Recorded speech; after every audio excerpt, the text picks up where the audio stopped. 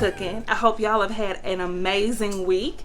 I am here with another delicious recipe that I'm pretty sure a lot of y'all already love. And I have a dear friend who is going to show us the recipe, someone who has been a pivot to my life, someone who has really given me direction, insight, sisterhood. Let me introduce you to my good friend, Tiara Baker.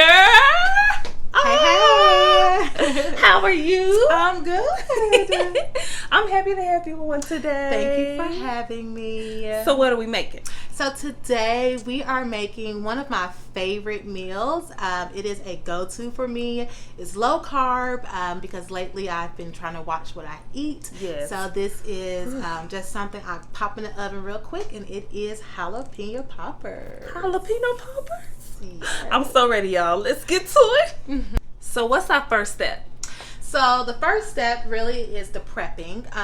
That's because once we start frying our meat up to go inside the jalapeno poppers, you want everything to be as seamless as possible. So to start with the ingredients, of course, I fill my jalapeno poppers with ground beef, jalapenos, of course. I love it spicy. And then in my stuffing that I stuff the bell peppers with, so I stuff it with cream cheese, of course, sharp cheddar, and ranch seasoning. And it's real. I'll just stir it on up in this bowl. Once I make the ground beef, I mix it together and then pop it in the oven. Okay. All right, so first I like to cut my jalapenos, and I love it spicy. Liz, do you like it spicy or mild? I like it spicy. So okay. That's awesome, because if you notice here, this is the membrane and we have seeds. So for those of you who do not like your jalapenos spicy, what you would do is take all of the membrane out and all of the seeds out for those who don't like spicy food. But for those of us who do, we're going to leave a little bit of that membrane inside and just a few seeds, just a few, because if you leave too much, then you're going to need a whole lot of water as you chomp them down. And so I just take this process and I do it and repeat it for all of my jalapenos. Again, I leave a little bit of that membrane and a few jalapeno seeds. All right, so for our next step, we are going to be making the filling that goes inside of the jalapeno pepper. Here, I like to use this tablespoon here, soup spoon, and I like to use maybe about 4 or 5 because we have a lot of jalapeno peppers to fill. Sorry for the clink clank, y'all. I'm pretty heavy handed. Get it all up in there. Get it up in there. So we're going to just start out with 4, and then depending on how we mixing it, we'll come back and add more. Okay. Then, so excuse my kitty scissors, y'all. I lost my real scissors. I got my son's scissors. I am a mom. That's all right. It cuts, so it does the job.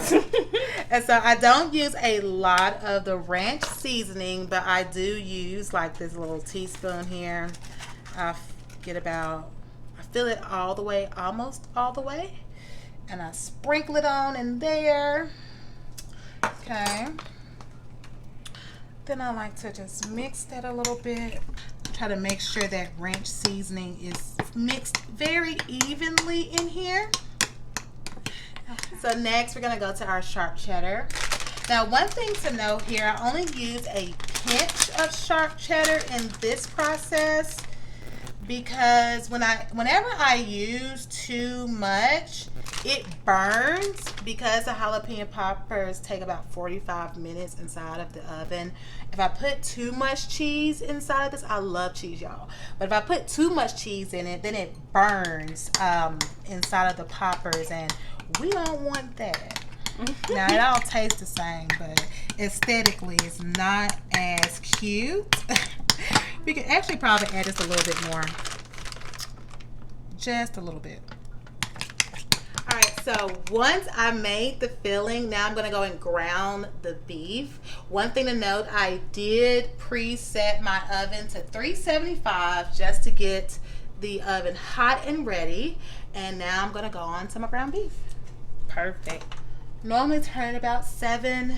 You don't need much for the ground beef because you only have these little bitty jalapenos. Now, of course, if you're serving more, you want more ground beef, but I normally use about like a bowl, a cup of ground beef. So I'm gonna let that heat up a little bit, but in the meantime, I'm gonna sprinkle my Lowry's. Yes, I do love seasoning, so you have high blood pressure, you probably don't want to eat by meat, Yes, but you can use whatever seasoning, works for you. But over here we like it seasoned. We got a little Lowry's, okay? A little Perfect. Let that cook.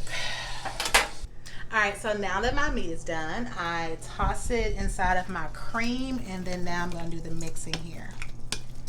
It smells so good, everybody. Yes. So ready. And, man, when I tell you this is my go-to, oh, my gosh. This is my go-to. I'm so glad that it's low carb. I was skeptical at first because I was like, all this cream cheese and cheese, they lying. Pinterest is lying. But a keto diet is low carb and it's like high protein and like a lot of cheese. And you would think with cheese, it's not healthy, but you would think people have been dropping pounds, girls. Yes, they have. I'm excited about this. All right, so now it's time to fill it on up. I like to use a smaller spoon just so the filling does not go on the outside of the peppers, just to kind of keep it all contained. So we're going to start with this little bitty one here. And we're just going to fill it up.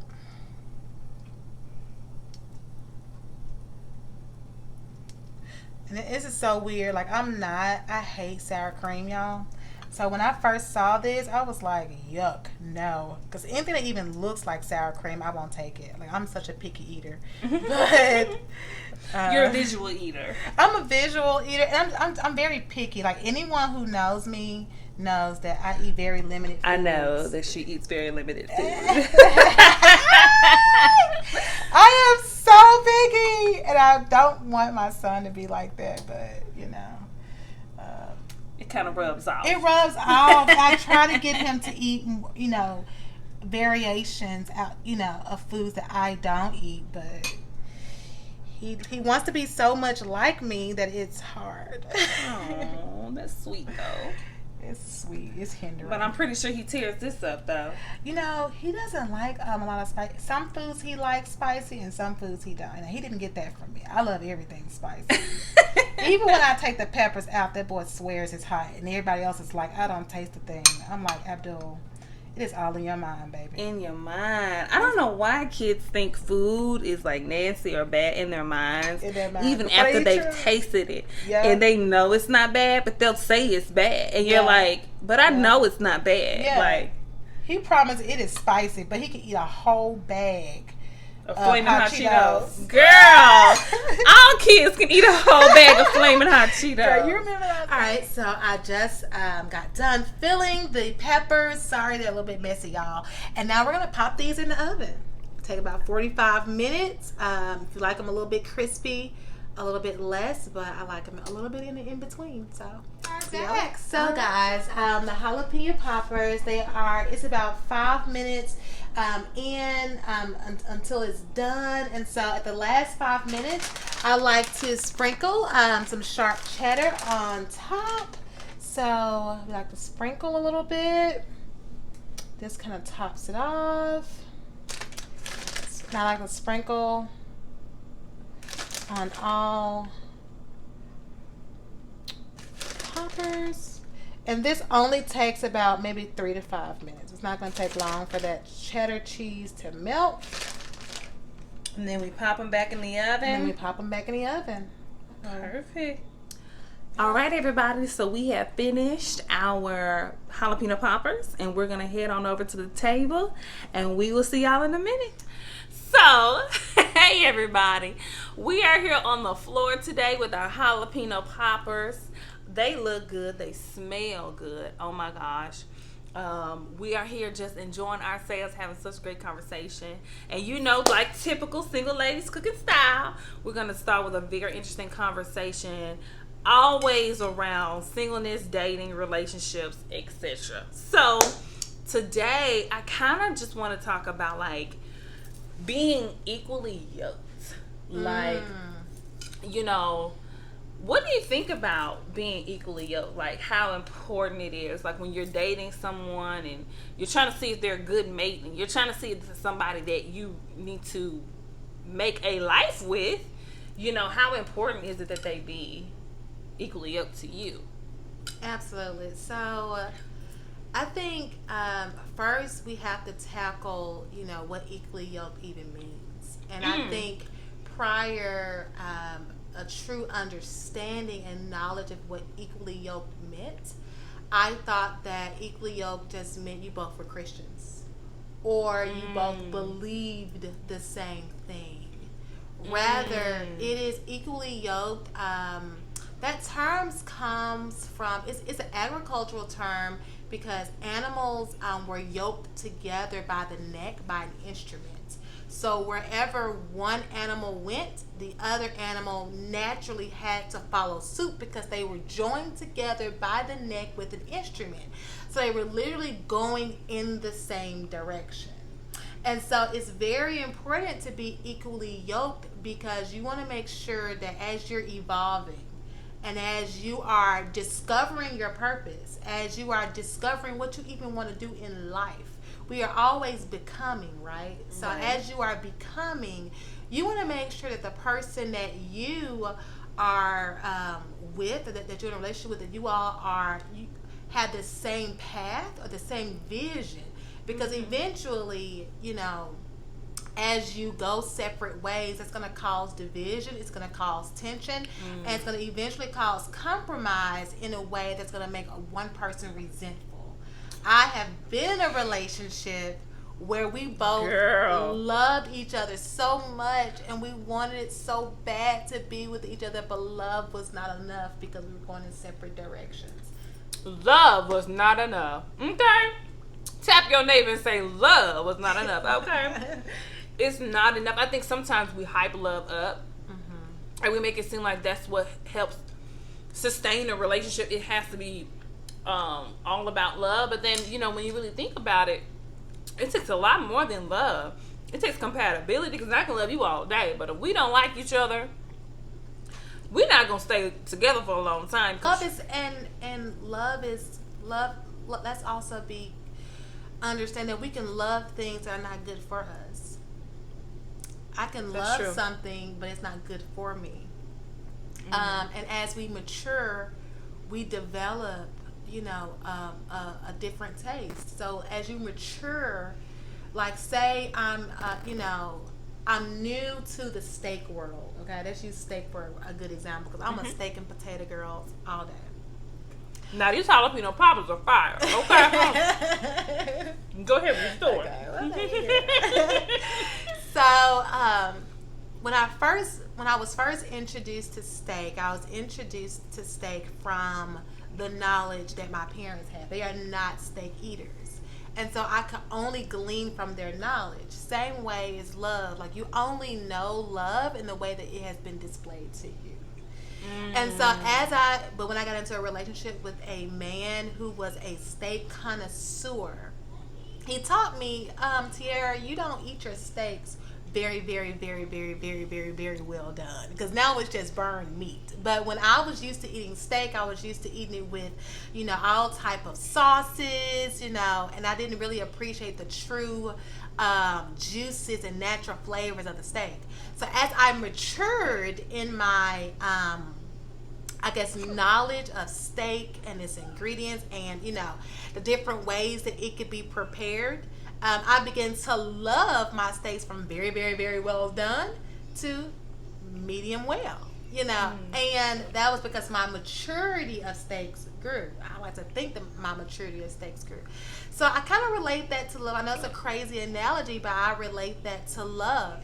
As we mature, our taste for manifestations of love change. I'm so sorry. I am sitting here trying to hold down this burp. These peppers are hot. Okay. But no, I love what you said, that as we grow, our maturity for love grows. And it's... Or how it's shown, manifestations of it. The maturity of love, it grows and it changes. The manifestation looks different, and it just has a different way about it. I'm sorry, y'all. These sorry, it's too hot. I probably shouldn't have left so many seeds. No, it's okay. I never burp or get hiccups like this ever. So just bear with me, okay?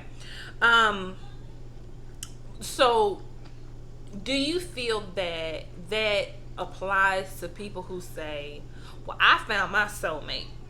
This is a person that I feel I'm going to live the rest of my life with. They know me in and out. They understand me at every phase, and they just get me. Does that apply to people who have that initial feeling, about another person?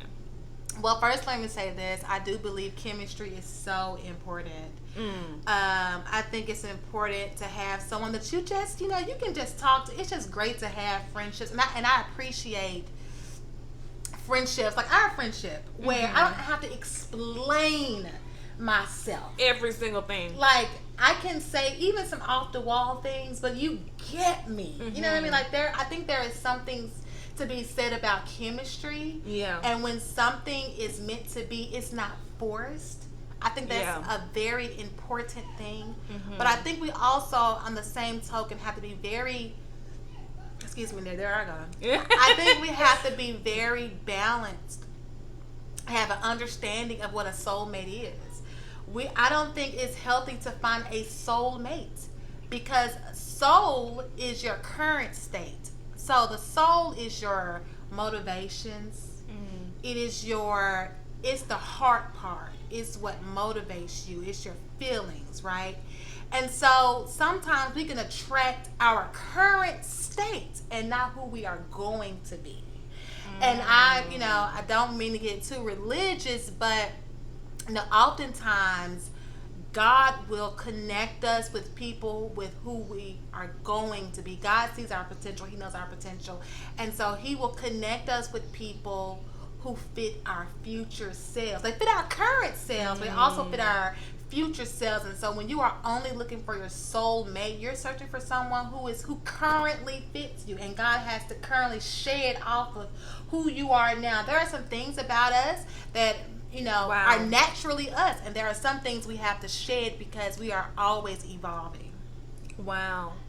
I think that's crazy to because when we hear about soulmates, we think of them as like the goal of relationships. Like, this person understands my soul, but then we don't take into account that we are constantly changing.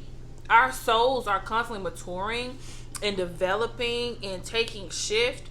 And so wouldn't that compromise a relationship if that person understood you in one phase and now here you are in another phase of life and they don't understand you the same, because you've matured into something else. You've grown into something else.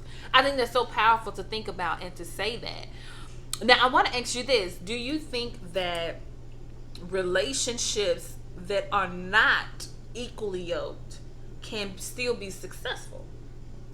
I think that we have to learn that not all relationships are created equal.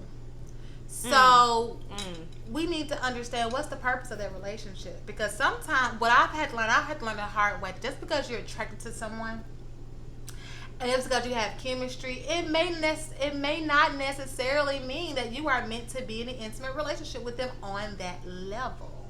Yeah. And I've also experienced relationships where, it was a transitional period. I learned something for them. They learned something from me, but I learned not to give too much because I knew, as I learned about them and they learned about me, we didn't take things so fast. That's why it's good to take things slow, because you need to learn each other. Absolutely. And if you don't learn each other, you can become involved too quickly. And then when it's time to cut it off, Now it's hard to do so because you have all these entanglements. Right. You have all these entanglements, all these soul ties. Because soul ties just don't happen through sex. They happen through intense interaction. Yeah. And so I think that it's intimacy at its root. It's intimacy, yeah. And so there are many, and so I think that we have to understand that, you know, there are different types of relationships that don't have to be intimate ones that can grow you. You know, as long as they do not challenge or compromise core beliefs, they don't steer you in a path that is contrary to the word of God or where you feel that you should go. You know, because you may be called to be a light, not convert anyone, but you may be called to be a light. But understand that there are certain boundaries that come with people that you are not equally yoked with. And I think that's the key. When you know you are not equally yoked with someone, it can be a friendship, it can be an intimate relationship, there are boundaries that you need to establish so that you do not become too intimate to where you can't cut it off if it does, if it is revealed that their relationship is not healthy for you. So what are those boundaries? Or their relationship is not long term. It's not long term. Because some friendships or some just and when we say relationships, we're talking about all aspects of relationships, you know, because you can have some friendships that are needed for that time, but they're not needed for your entire life. Absolutely. And so, like, knowing how to walk away from relationships or friendships, like, that's such a healthy mindset, that and those boundaries are so quintessential. Is that a good word? Mm-hmm. Okay, quintessential. You need to like know like this is a. You need to know like the nature of their relationship and how their relationship needs to fit that particular season, and how their relationship needs to operate, because sometimes we'll have expectations of the relationship thinking that it's going to be one way and we're going to experience something one way, and then it doesn't happen that way, and we're like, man, I thought, you know, this was supposed to happen, or I was supposed to have this type of bond or closeness with this person that never happened. And so you start to question the validity of their relationship and thinking that, oh, it's not what God called, or it's not something that I believe that I need, when all the while it can be. But I think you have misplaced boundaries and expectations as to how their relationship is supposed to unfold and be a blessing to you and to your life. So I think equally yoked in knowing what you and that person need to have a sustained healthy relationship is so important, because we see it like even now, like, you know, no shade, but you know, even now with like Jada and Will, you know, we see the importance of having the same ideals for life, you know, and or coming to the relationship having the same foundations, because at some point one person is going to be swayed over to the next. You know, there is no middle. I think there can be, you know, but I think when you have drastically different views, and when you have a different foundations, then one person is going to have to come to the other side. And so when it comes to being equally, like, again, that goes into what's the purpose of that relationship. If it's going to be a intimate one, and what I mean by intimate one, I don't mean sexually. I mean intimacy is into me, you see. That means I am transparent about you, about me. You're transparent about you. I can release my vulnerabilities. I can share things with you about my past. I can reveal things to you about my future, trusting that you will be able to carry it or cover it. Because some people are not able to cover and handle the vision that you have for yourself. And that can be spiritual, it can be professional, but you have to know the boundaries that you have with that person. And they are not yoked, they're not going the same direction, they don't have the same mindset, then they can help, they can abort with who you're coming to be. Because I firmly believe that who you become is largely attributed to who you are connected to. Absolutely. I totally agree with that, because you see people who you know, like like even people from your past, like high school or like people that you grew up with, you know, like, man, I saw them going here, and like now they're like there, and you're like, wonder why did their life take that turn? And it can be totally because of who you're connected to, who you're yoked to. So I think that for this week, guys, that we focus on who we're yoked to, who is yoked to us, and the importance of us being yoked to those people. And if those things are something we really need, you know, are they going to help define and refine our lives and bring us into our purpose, or are they holding us back? Are we stagnant with them in our lives? And so, yeah, I think that that's a very interesting place for us to kind of search within ourselves this week. Evaluate. Amen. Yes, evaluate. Self-evaluation. Relationship evaluations. We just gonna put it all on the line. I'll say this, John Maxwell, I love him. He has a famous quote, and I love to quote it. He said, experience is not the best teacher. Evaluated experience is the best teacher. Snaps. Well, thank y'all so much for staying and watching this episode. I hope you guys have enjoyed it. Please leave some comments below. Subscribe, guys. Subscribe, guys. And hit that like button. Yes. And we will see y'all next week. Bye.